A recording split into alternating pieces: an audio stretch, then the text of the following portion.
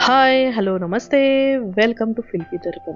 Big Boss Marathi season 6 आणि काल होता संडे भाऊचा धक्का. भाऊच्या धक्क्यावरती आपल्याला बऱ्याच गोष्टी काल पाहायला मिळाल्या. तन्वी आणि आयुषबद्दल मला बोलायचं आहे. तन्वी आणि आयुष याची फ्रेंडशिप एका वेगळ्या लेवलला आहे, कारण तन्वीच्या साईडनी ही फ्रेंडशिप खूप सिरियस होती, परंतु आयुषने खूप लाईटली तन्वीला घेतलेला आहे. काल भाऊच्या धक्क्यावरती जो पंच मारण्याचा जो टास्क दिलेला होता, त्याच्यामध्ये आपण पाहिलं तन्वी पूर्ण ओपन झाली आणि तिने आयुषबद्दल तिच्या ज्या भावना आहेत त्या व्यक्त केलेल्या आहेत. तिला एक चांगला मित्र हवा होता जो तिला समजून घेईल, परंतु आयुषकडनं ते होताना दिसत नाही आणि त्यामुळं तन्वी चिडलेली आहे आणि त्याला पंचिंग बॅगवरती पंच मारताना आपल्याला दिसली. तन्वी तिला असं वाटतं की बाबा याने मला साथ द्यावी, परंतु आयुष जो आहे तो बाकी लोकांबरोबर पण उठतो बसतो आणि तन्वीला इग्नोर करतो. त्यामुळेच तन्वीचं हे वेगळंच रूप आपल्याला इथं पाहायला मिळालेलं आहे. तर कालच्या एपिसोडमध्ये ॲज युज्युअल आपण संडेला जे आहे त्याप्रमाणेच बरेच गेम्स झालेले आहेत की कुणाला कुठलं गाणं डेडिकेट केलेलं आहे ते झालेलं आहे, वस्तूचे कोण मानकरी आहेत ते झालेलं आहे, डमरू म्हणून आपण पाहिलं की तन्वीला दिलेलं आहे. तर असेच बरेच गेम झालेले आहेत. त्याच्यामध्ये इंटरेस्टिंग जो होता की जो पंचिंग बॅगचा जो आहे तो इंटरेस्टिंग मला वाटला. त्याच्यामध्ये आपण पाहिलं की दीपालीनी रुचिताला पंचिंग बॅगवरती मारलेला आहे, कारण तिच्याबद्दल खूप राग आहे वगैरे. नंतर तन्वीचं आयुषला तिने टार्गेट केलेलं आहे. विशाल आणि राकेश दोघंही खूप मॅच्युअर्ड आहेत आणि परंतु त्यांचे जे थिंकिंग वेज आहेत किंवा गेम खेळण्याचा जो वे आहे ते दोन्ही वेगवेगळे आहेत. परंतु विशालमध्ये मला एक वेगळीच मॅच्युरिटी दिसते. तो गेम पण खेळतो.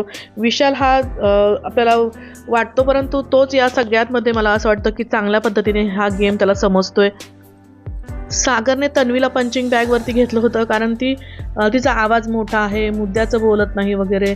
रोशननी ओंकारला घेतलेला आहे. रोशननी ओंकार कारण बिगेस्ट कॉन्टेस्टंटला रोशन करत आहे टार्गेट. सचिनने ओंकारला घेतलेला आहे.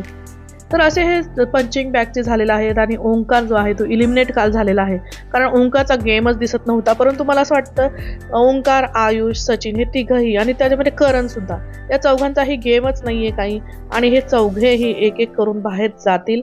परंतु सचिनचे फॅन फॉलोईंग मोठी आहे, करणची मोठी आहे. परंतु करणबद्दल मला बोलायचं की करणचं काय, तो एका ह्याच्यामध्ये जेव्हा राकेश बापटनी बोलवलं तेव्हा म्हणलं की माझे पत्ते मी ओपन करणार आहे वगैरे. जेव्हा ते काडी लावण्याचे कामं जे आहेत, आग लावण्याचं काम करण करतो असं जेव्हा राकेश म्हणाला, तर कसली आग लावतोय तू? मला तर कुठेच आग लावलेली दिसलेली नाहीये करणचा कुठलाच गेम दिसत नाहीये. त्याच्या मनामध्ये तो गेम चाललेला आहे असं वाटतंय आणि प्राजक्ता आणि तो असं वाटतं त्यांना की जे ॲनालिसिस करतात ते प्रेक्षकांना आवडतंय, पण तसं खरंच काही नाहीये. करणचा गेम कुठेही दिसत नाहीये, प्राजक्ताचा गेम दिसत नाहीये. ते फक्त आणि फक्त वायफळ गप्पा मारण्यामध्ये वेळ घालवत आहेत.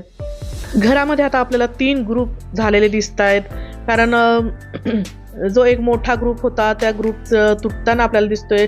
जो टोळी आहे, टोळीतले 4 जण तर एकत्रच आहेत, त्यांची टोळी जी आहे ती स्ट्रॉंग आहे.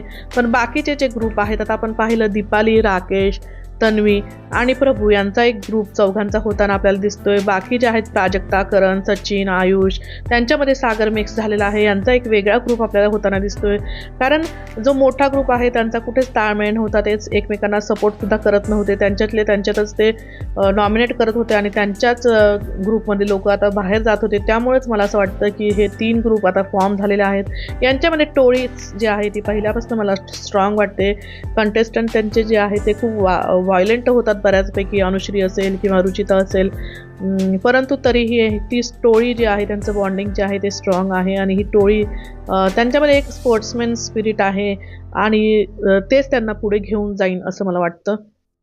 यांच्यामध्ये विनर मटेरियल असं कोणीच दिसत नाही. त्यातल्या त्यात असं विशाल, मला असं वाटतं विशाल आणि अनुश्री थोडेसे गेम खेळताना दिसतात, बाकी विनर मटेरियल असं कोणीही दिसत नाही.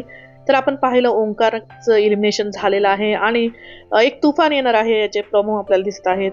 तुफान म्हणजे राखी सावंतला आता आणतायत, कारण या शोचा TRP आता खाली उतरलेला आहे. बिग बॉस सीझन 6 जो आहे हे कंटेस्टंट कुठेही गेम खेळताना दिसत नाहीये, त्यामुळे लोकांची निराशा झालेली आहे आणि त्यामुळेच आता राखी सावंतला इन्व्हाइट करत आहेत असं दिसतंय. कुठेतरी ती या शोला कुठे एका लेवलपर्यंत घेऊन जाते का तेच बघणं आता आपल्याला इंटरेस्टिंग आहे. तर पाहत राहा बिग बॉस सीझन 6 आणि जर तुम्हाला व्हिडिओ आवडत असतील तर नक्की सबस्क्राईब करा, लाईक करा, शेअर करा. नमस्कार, धन्यवाद.